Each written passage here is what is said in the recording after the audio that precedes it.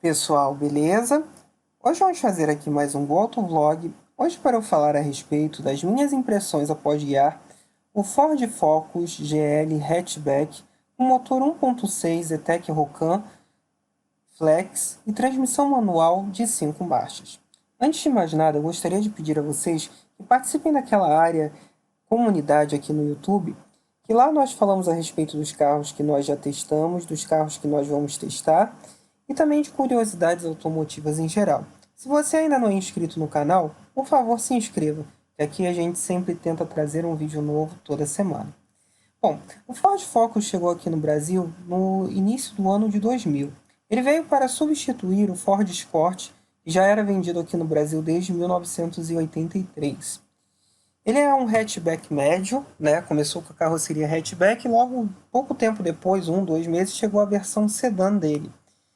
Como uma categoria que a Ford já não atuava há algum tempo, visto que o Versalhes havia saído de linha em 96 e o Mondeo era considerado um carro de maior porte, né? Então a Ford havia ficado órfã de um carro médio, né, de um sedã médio nessa categoria. O motor 1.8 na época gerava 126 cavalos e depois veio um outro motor 2.0 de 130 cavalos, ambos da mesma família Zetec, e em 2004 o Focus recebeu um facelift aqui no Brasil. Ele passou a usar o motor Zetec Rocan na versão de entrada, o motor 1.6, e o 2.0 continuou. Em 2005 chegou o 2.0 Duratec, que é um baita motor de 140 cavalos, para um carro que era relativamente leve, fazia ele andar muito. O carro que a gente vai falar hoje em questão era uma unidade do ano de 2007, um Ford Focus Hatchback GL básico, um câmbio manual de 5 marchas e motor 1.6 Zetec Rocan e Flex, que é o primeiro ano da versão Flex também, tá? Que o Focus demorou um tempinho para chegar a ter essa versão. Esse carro ele gera 113 cavalos no álcool e cerca de 16 kg de torque.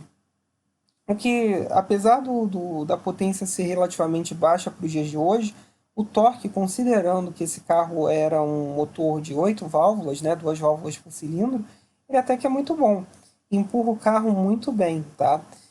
A partir das 2.500 rotações, nós já temos aí cerca de 90% do torque. Então, o carro ele embala com muita tranquilidade.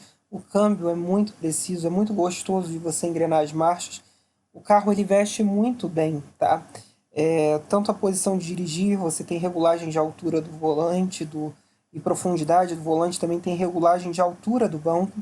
Essa versão GL, a única opção que ela tinha eram as travas elétricas e os vidros elétricos dianteiros, tá? E essa unidade que eu conduzi tinha esses opcionais. O rádio era opcional também, tá? Ele não vinha com rádio de fábrica, só vinha com a preparação para o som. Mas tinha ar-condicionado e direção hidráulica, pelo menos um kit relativamente básico. Sim, hoje seria algo impensável para um hatchback médio, mas algo impensável para um hatchback médio 0 km nos dias de hoje era o preço desse Focus que partia aí da faixa dos R$ 43.000 ali em 2007. Então um preço muito... Hoje você não compra nem direito um hatchback compacto pelado sem nada, né? Dinamicamente é um carro maravilhoso, é um carro macio, né? Tem suspensão independente nas 4 rodas, tá? É um carro muito firme no chão, aponta muito bem. O Focus ele é um carro de um handling excelente, ele é a equivalência do Golf, né? Que é referência em direção para a Ford, né? É um carro que você dirige ele dá muita vontade de você conduzir cada vez mais. E essa geração, ela tinha uma vantagem muito grande que se perdeu nas gerações seguintes, que é um carro leve. Então você sente essa leveza na hora que você entra numa curva e o carro ele se estabiliza rápido. Ele acelera de uma maneira muito suave, tá? Apesar do barulho do motor não ser dos mais bonitos, né? O Zetec Rocan não tinha essa vantagem, mas é muito gostoso de se conduzir o carro, é muito bom, certo? A direção tem um peso adequado, ela não é nem pesada, nem leve demais, né? Então você consegue conduzir o carro de uma maneira muito gostosa, esportiva até, mas também pode dirigir de uma maneira mais alta, elevada, para você dirigir nos padrões de dias atuais. Então é muito gostoso. É um carro que ele não raspa facilmente, tá? Em nenhuma parte, porque ele tem uma altura em relação ao solo boa, consideravelmente boa. A visibilidade dele é boa também. O porta-malas para um hatchback médio eu também considerei bom. Tá? Você tem um espaço muito bom ali dentro. Inclusive para a cabeça dos ocupantes de trás, por conta do formato da carroceria dele, né? Ela tem um teto um pouquinho mais elevado na traseira, então você consegue sentar muito bem no banco traseiro. Em termos de manutenção, o motor Zetec Vulcan ele não tem mistérios. Ele só tem uma única parte crítica, que é a válvula termostática, que você sempre tem que ter muita atenção, porque é muito comum ela dar problema. Por quê? Ela é uma válvula termostática eletrônica. Ela funciona da seguinte maneira: ela trabalha com o motor mais frio quando ele utiliza gasolina, e quando ele percebe que está utilizando álcool, ele trabalha de uma maneira mais quente, né? Então, normalmente essa válvula termostática em todos os carros que usam Zetec Rocan, tá? Não é uma exclusividade do Focus. Então é para o EcoSport, é para o Fiesta, é para o K.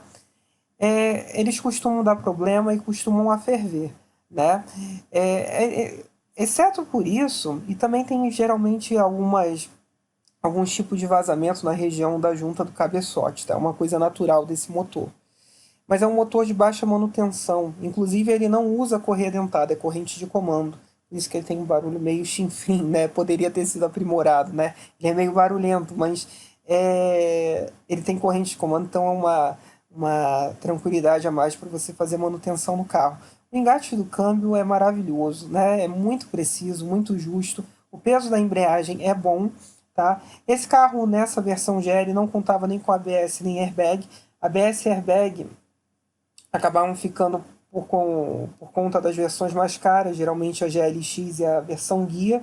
Em breve a gente vai falar de um GLX automático aqui. Mas no restante é um carro maravilhoso. É um carro que faz falta no nosso mercado, porque estamos falando agora em julho, esse carro já saiu de linha aqui no Brasil, né, a terceira geração.